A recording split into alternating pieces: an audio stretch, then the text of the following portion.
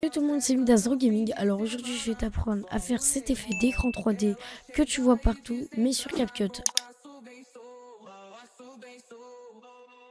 Donc voilà les amis, donc vous avez bien vu cet effet, on le voit de partout en ce moment vraiment. Il s'est démocratisé mais d'une force vraiment. En tant que monteur vidéo tu es obligé de le maîtriser en 2025.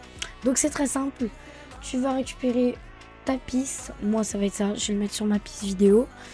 Ça, hop.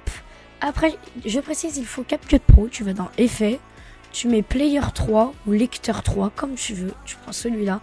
Très important, tu le glisses pas sur ta vidéo. C'est très important.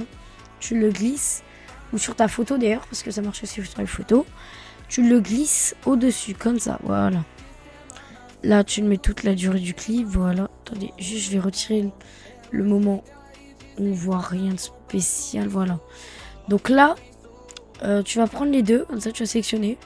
Tu vas faire un clip combiné. Alors je te précise, on ne voit pas simplement quand je fais le clip combiné, mais il suffit juste de sélectionner les deux trucs. Et tu mets tout simplement, tu fais clic droit et tu fais créer un clip combiné entre parenthèses sous projet. Créer un clip combiné sous projet, voilà. Donc là tu as ton clip combiné. Tu double-cliques dedans. En gros, donc ce que ça fait, c'est que ça les fusionne, mais que tu as toujours le droit de modifier les fichiers par fichier. Alors, c'est très simple. Pour pivoter, donc déjà, là, pour retirer ça, tu vas me dire, ouais, mais ça gêne, ça. Tu peux le retirer, tu vas dans texture, hop, tu le mets à 0. Ça, c'est fait. Lueur, à moins que ça te plaise et que tu veuilles la laisser, c'est ici que tu la retires. Si tu veux la retirer, voilà.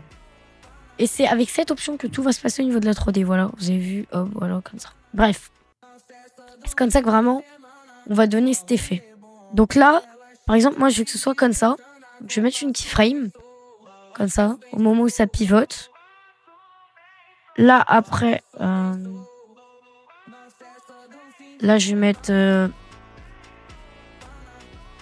juste après une autre keyframe. Mais là, je veux que ce soit... Non, là, je suis pas dans la bonne option. Là, je veux que ce soit un peu plus comme ça. Là, j'avance un petit peu. Voilà. Là, imaginons que je veux que ça pivote dans l'autre sens. Voilà. Donc, c'est hyper simple. Là, je vais retirer un peu tout ça qui sert à rien. Voilà. Donc là, tu vas me dire... Ouais, mais regarde, on voit les blancs. On voit les bordures noires. Donc ça, c'est très simple pour faire ça. Tu vas là. Tu mets une keyframe. Alors, attendez. Faut que tu sélectionnes le moment précis où ça commence. Voilà. Donc, moi, je vais mettre ça ici. Non, je vais plutôt mettre ça là.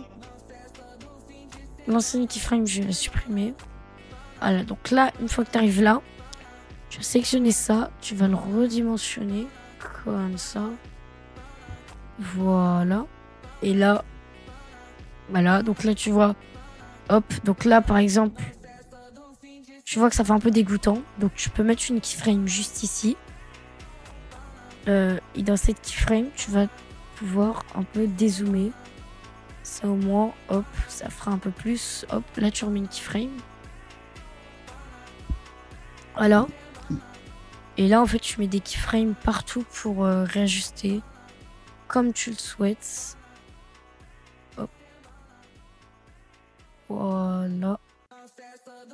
Et voilà. Les amis, je me suis pas trop appliquée parce que vraiment c'était pour le tuto. Pour vous expliquer, je voulais vous montrer. Mon but, c'était pas forcément de faire un truc très approfondi, très travaillé. Mais vous, pour vos vidéos, je conseille vraiment de travailler. C'est vraiment un effet hyper important que tu dois maîtriser, surtout si tu es monteur vidéo, que tu as des clients en tant que monteur vidéo. Donc voilà, donc c'est vraiment hyper important. Donc là, imaginons que je veux que ça repivote après. Hop. Voilà, par exemple, ici, je veux que ça pivote encore. Tu peux vraiment pivoter, mais totalement à ta guise. C'est vraiment une dinguerie, ça. Hop, voilà. Là, hop, tu vois, on peut remettre encore une keyframe. Parce que là, je trouve que c'est pas ouf. Voilà. Là, tu remets une keyframe. Hop. Là, tu remets une keyframe. En fait, vraiment, il faut être précis. Et là, tu vois, genre... Hop. Vraiment, tu vois, c'est vraiment... Limite, faut faire frame par frame. Et là, tu vois, genre là, on sentait que vraiment... Là, si tu regardes bien, cette partie-là, vraiment, elle était bien smooth. Parce que c'était bien fait je faisais des keyframes quasiment à chaque frame. Et donc du coup, on voyait pas les bordures, etc. C'était bien smooth et c'est l'effet qu'on recherche à faire. Donc voilà les amis, j'espère que cette vidéo vous a plu. Si c'est le cas, n'hésitez pas à lâcher votre meilleur abonnement. Vraiment, ça me soutient énormément. À lâcher le petit like, le petit abonnement, le petit partage. Voilà, partagez ça à votre pote qui se demandait comment faire ça sur CapCut. Qui disait mais il n'y a pas d'option de 3D intégrée, on peut pas. Et qui était déprimé à l'idée. Partage-lui parce que j'ai pas vu beaucoup de tutos en français qui montrent comment faire ça d'ailleurs. C'est... My bad, j'ai tapé mon micro sans faire exprès en parlant. C'est surtout des tutos anglophones pour la plupart. Donc du coup, je suis l'un des rares français à faire une vidéo et en plus une vidéo sur PC. Parce que vraiment beaucoup c'est sur mobile. Et je crois que j'ai vu que 1 ou 2 tutos. Il y avait un, je crois, il était pas très bien travaillé, il expliquait pas bien.